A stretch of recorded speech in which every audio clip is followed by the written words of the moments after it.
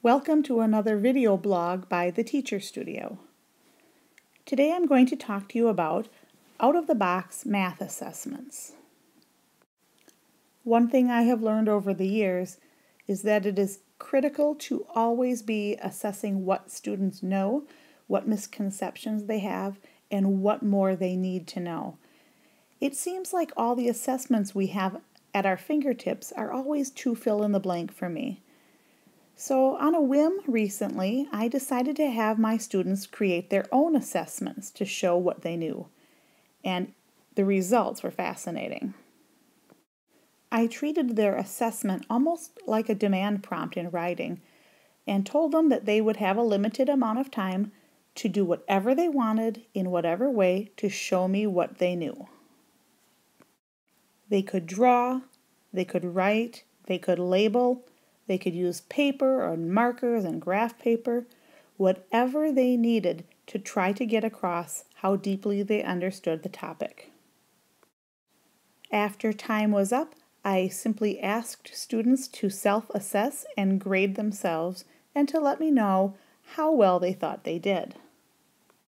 Their comments and reflection were absolutely fascinating, and I truly learned a lot about what they knew and didn't know.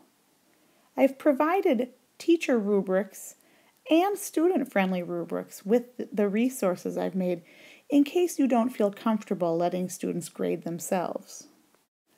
These rubrics can lead to great discussions about work quality and what is expected in a more open-ended challenge like this. I've made full-page rubrics and also half-page rubrics which could be cut apart and stapled to student work when giving grades. Each of these resources is divided into content strands and are linked to the Common Core, but these include far more than the Common Core includes. So no matter what your program, this resource can help you with your assessment needs. You will see Common Core alignment, but you will also see a list of skills available in each section, so you can cross-check it with your curriculum. Here are a few samples from the 5th grade resource, but remember, I have this resource available for grades 3, 4, and 5. You will be able to see both Common Core content and also content found in other commonly used math programs. Let's look at some actual student work. The following are from the Area and Perimeter Assessment. You can see a variety of techniques from using graph paper, labels, different colors.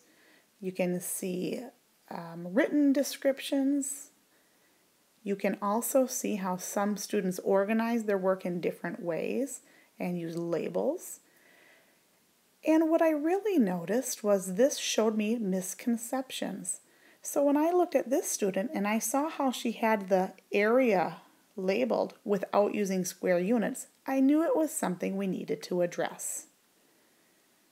This student showed some more advanced understanding by using formulas, something we had talked about in class, but not everybody showed.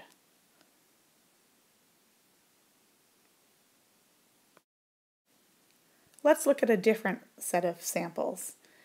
As the year went on, students got better and better at organizing their work and learned from each other different tricks like labels, using arrows, using the rulers to divide their paper into sections, and so on. Students used diagrams and glossaries and written responses, but the best part for me was that students loved doing these. If you aren't satisfied with the assessment data you get from traditional tests, consider checking out these out-of-the-box math assessments for grades 3, 4, and 5. Thanks so much for stopping by for another video blog post by The Teacher Studio.